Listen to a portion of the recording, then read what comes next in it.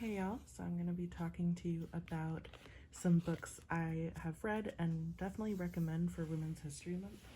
So I'm going to start off with Beverly Jenkins' book, Wild Rain. Actually, any of the books in the Women Who Dare series, or really any Beverly Jenkins books. She writes historical fiction, well, historical romance, really. And so she does a lot of research about these time frames. This one takes place in Wyoming, I believe, which is super fascinating and talks a lot about women's rights in that area and experiences and what used to be seen as right or wrong for women to do at the time. So this is taking place, I believe, in the late 1800s. Yeah, so it's a pretty awesome book.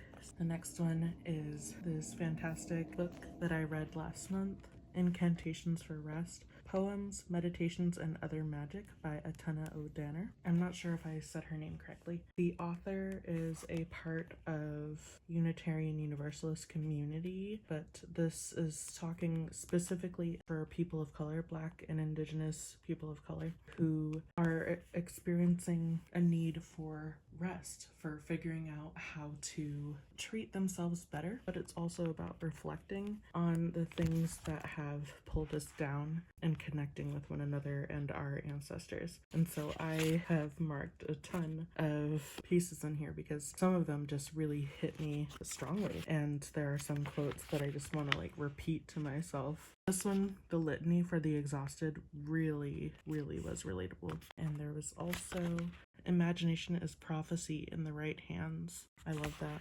Generational Wealth is also one of my faves, so definitely get that one. Our next one is another historical fiction. This is written by two women this time, and it focuses on a Black and a Jewish woman during the Civil War. Both have differing experiences. One is living in a small cottage in New Orleans, and she's a Creole woman. She's mixed and brought up in that culture.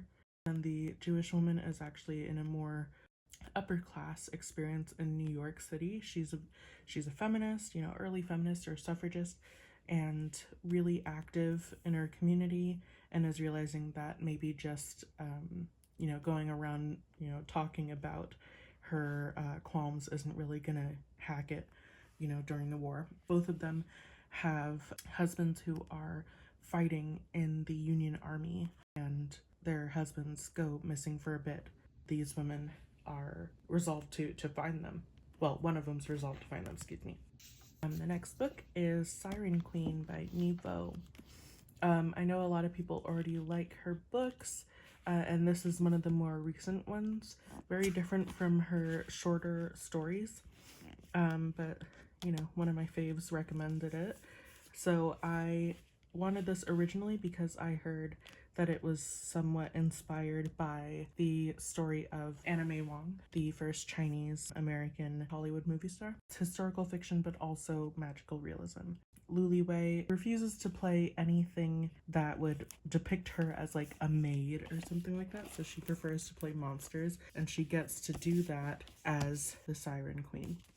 This is One for All by Lillie Lainoff, and I really enjoyed this kind of flipped story version of the Three Musketeers.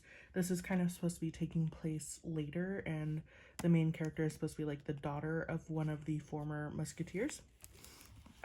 She is, let me just remember, okay, her name's Tanya. Something that was really cool about this too is that Tanya has the same medical condition that I have, which is called POTS, postural orthostatic tachycardia syndrome. And so I love the representation of this experience. Although the character experiences it differently than me, I know that my condition varies based on person to person. Either way, the fight scenes were incredible, especially because the author herself is or was a fencer. And yeah, it was really fun to experience this more feminist view of the Musketeers. This next book you've probably seen me recommend before, Last Night at the Telegraph Club. I can't go a Women's History Month without recommending it. This is from a time when I didn't understand how to use tabs, so do not drag me. But anyway, I love this book because it definitely brings to light the understanding of experiences for Chinese Americans in, can't quite remember if it's San Francisco or if it was LA, but either way, the main character is Lillie Hu, and she is growing up during the Red Scare. So everybody's being accused of being like communists and such, and Chinese Americans are seen as suspect. But on top of that, she's coming into knowing her sexuality or understanding her sexuality. And one of the things that really brings that to the forefront is seeing a male impersonator, which nowadays would be seen more as drag performances. And so she sees a male impersonator and is infatuated with this person. And it's so it's a mixture between, you know, focusing on the historical fiction and her coming of age experience, but also a romance in a way. The Henna artist is taking place in the 1950s in India.